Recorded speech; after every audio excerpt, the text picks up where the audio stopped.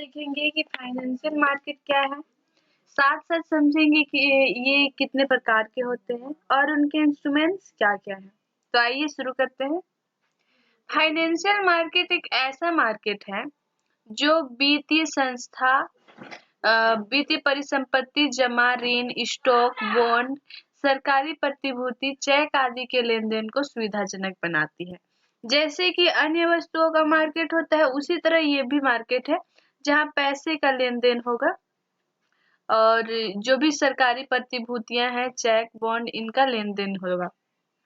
यह जो है वो बचत करने वाले और ऋण लेने वाले के बीच की कड़ी है। आगे देखते हैं ये कितने प्रकार के होते हैं। Money market and capital market. Money market एक ऐसा मार्केट है जो जहां अल्पकाल के लिए बॉन्ड, सिक्योरिटीज आदि का लेन-देन होता है। वहीं पे कैपिटल मार्केट में दीर्घकाल के लिए लेन-देन होगा। उसी तरह प्राइमरी मार्केट एक ऐसा मार्केट है जहां पे ऐसे शेयर्स बेचे जाते हैं जो पहले से खरीदे गए ना हो। और वहीं पे सेकेंडरी मार्केट ऐसा मार्केट है जहां पर पहले से खरीदे गए शेयर्स बेचे जा सकते हैं। प्राइमरी मार्केट में ऐसे शेयर्स होते हैं जो कि पहले से ना खरीदे गए हैं, उन्हें बेचती है कंपनी। वहीं सेकेंडरी मार्केट में कोई कंपनी जो है वो पहले से खरीदे गए शेयर्स को बेचता है।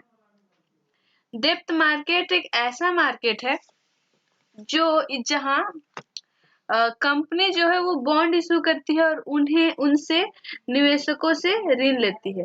कहने का मतलब है कि डेप्थ मार्केट में एक कंपनी है वो बॉन्ड इशू करेगी और उसे बेचेगी और वह बॉन्ड जो है वो एक लिमिट टाइम पीरियड का होगा।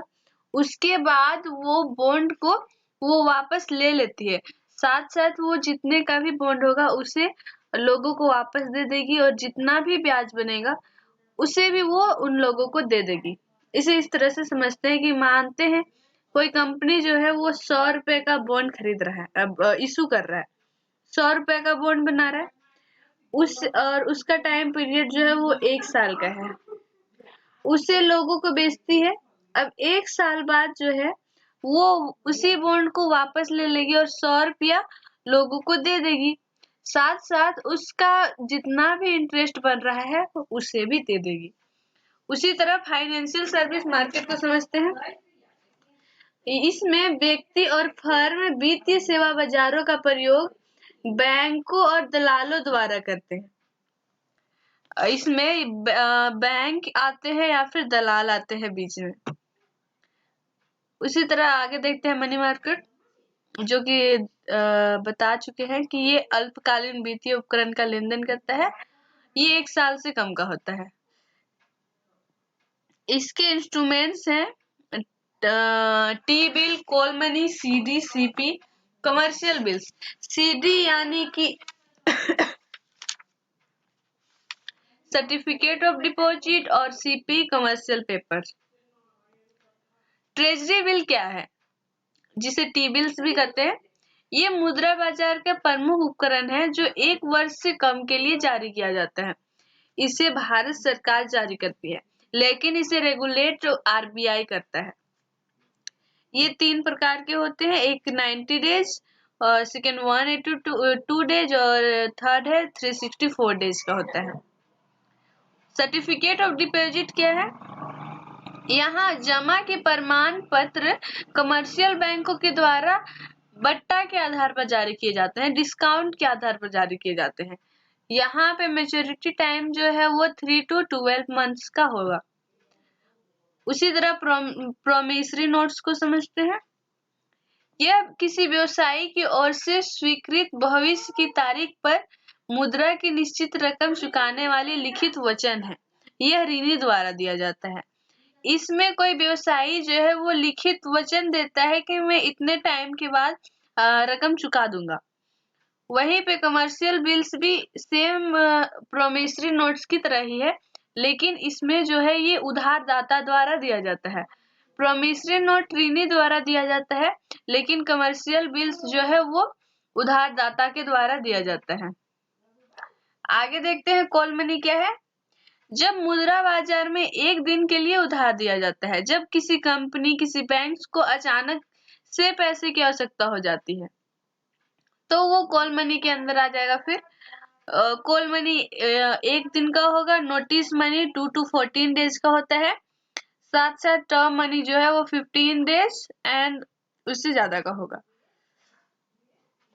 कमर्शियल पेपर क्या है समझते हैं। यह बैंकों से उधार लेने के बजाय सीधे बाजार से अल्पकालीन आवश्यकता को बढ़ाने के लिए कंपनी द्वारा दिया जाता है, जारी किया जाता है। यहाँ मैच्योरिटी टाइम 3 to 6 मंथ्स का होता है। अब समझते हैं कि कैपिटल मार्केट क्या है। यानी कि पूंजी बाजार वह बाजार है जो दीर्घकालीन ऋणों में लेन देन करता है। इसमें लेन देन जो वो दीर्घकाल के लिए होता है। इसमें स्टॉक एक्सचेंज के जरिए होता है। अब स्टॉक एक्सचेंज क्या है। ये एक ऐसा बाजार है जो शेयरों, स्टॉक, बॉन्ड, प्रतिभूतियों के लेन देन को सुविधा प्रदान करता है। इसके इंस्ट्रूमेंट्स क्या क्या है समझते हैं। कॉर्पोरेट स्टॉक यह कंपनी द्वारा जारी किया गया अनेक प्रकार का सिक्योरिटीज होता है। वहीं पे मॉर्गेज है, एक ऐसा ऋण उपकरण है जो किसी घर, व्यवसाय, फर्म आदि को गिरवी रख के ऋण लिया जाता है। वहीं पे गवर्नमेंट सिक्योरिटीज केंद्रीय और राज्य सरकारें तथा स्थानीय निकाय प्रतिभूतियों और बॉन्ड जारी करती है। गवर्नमेंट सिक्योरिटीज दीर्घकाल का होता है। आगे समझते हैं कंज्यूमर और कमर्शियल लोन्स क्या है। इसमें उपभोक्ता या व्यक्तियों द्वारा कार, घरेलू वस्तुएं आदि खरीदने के लिए बैंकों से लिए जाने वाले ऋण आते हैं। वहीं पे फॉरेन बॉन्ड्स है, वो कई कंपनी विश्व बाजार में अपने बॉन्ड जारी करती हैं।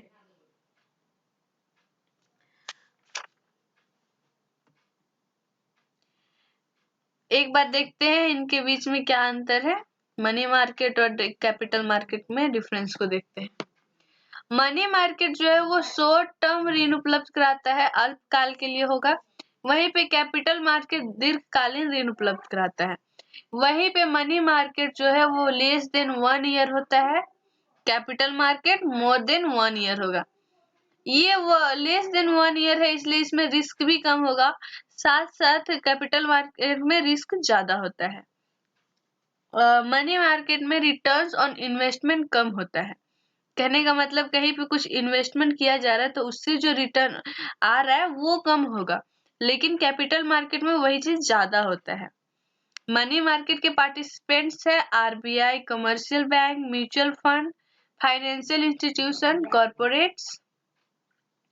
और कैपिटल मार्केट के पार्टिसिपेंट्स है stock exchange, commercial bank, non bank institution, financial institution. और वहीं पे मनी मार्केट के इंस्ट्रूमेंट्स है call money, certificate of deposit, commercial bills etc। और कैपिटल मार्केट के इंस्टीट्यूशन से शेयर,